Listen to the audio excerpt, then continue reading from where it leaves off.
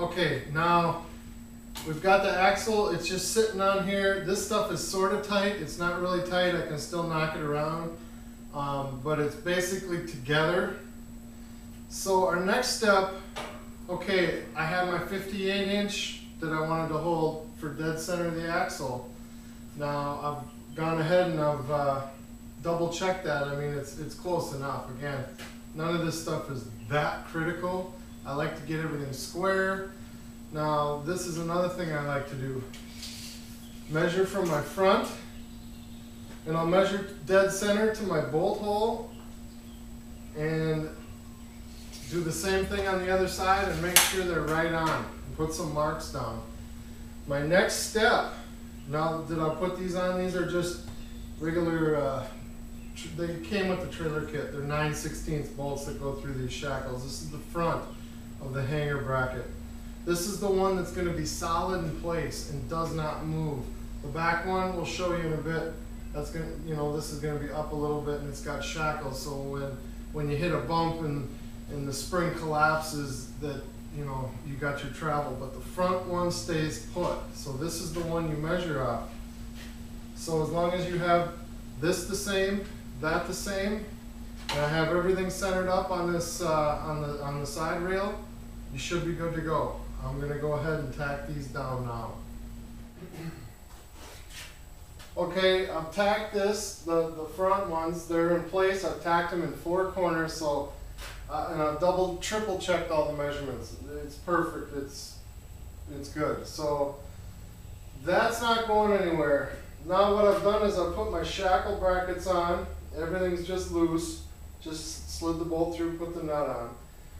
Now the key to these, now this trailer manufacturer recommends, I'll show a close-up in a little bit, but they recommend putting this down the horseshoe shape like this.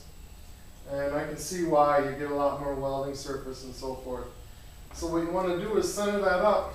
Now you want the spring bolt to be just a hair back from the mount bolt. So what that's going to do, now this is upside down, but when you get weight on there, when you hit bumps, it's going to allow this to go down, and then that's going to move backward. So that's where you get your travel. That's how come you're not breaking springs every time. So what I'm going to do is, generally, I don't know exactly what the rule of thumb. I've read anything from 10 degrees, but I don't know if that's with sitting upright with weight on it or not. What I've always done is just, since there's no weight on here right now except for axle weight, I just go just slightly past center. And that way when I flip it over and we start putting everything else on, you know, this will gradually work its way more. Just so it's not centered or in front of center.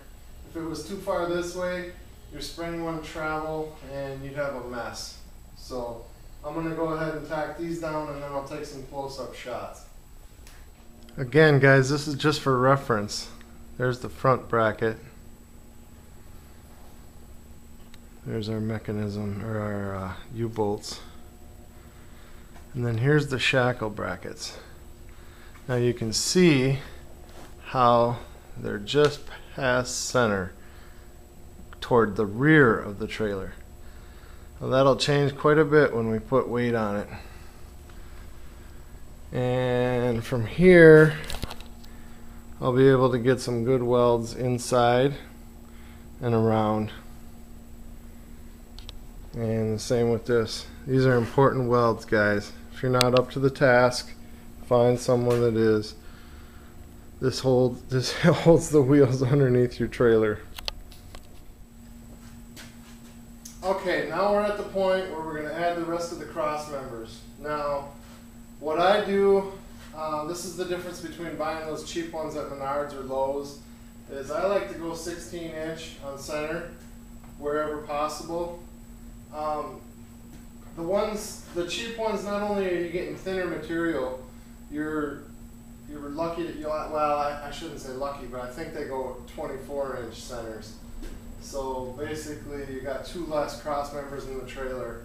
Well, I know that I have the potential to really, you know, abuse this, so I like to beef it up whenever possible. Now this one is going to be critical because this is going to be part of your hitch. So you definitely want to make sure you have the same measurement, you know, so everything in this section is square. The rest of these aren't a real big deal, so I got 16-inch center, 16-inch center. Now the axle screws me up, so I can't do a 16-inch center necessarily, you know, that would land about here.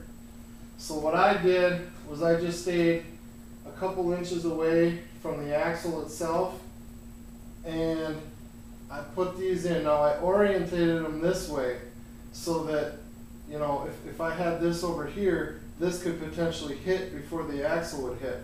But right now the axle is going to hit the bottom of the frame before anything's going to touch either one of these two cross members. So there's no science to it. I just made sure that I wanted more than just one, because I'm going to be putting a really heavy welder across the axle, so I beefed it up. You could get away with just putting one if you're just going to be hauling yard waste or, you know, whatever, if it's not that heavy duty. I'm just telling you what I'm doing. So anyhow, we have no trouble there with the clearance, and then I went 16 inches from the back. That's what it ends up being, so you've got 7 cross members total, counting the front and the back. So next step, I'm just going to tack this all in. Everything should already be square. Nothing's going to change now unless we start cutting things apart. So I'm going to tack these up, and our next step is going to be we're going to work on the hitch and get that going.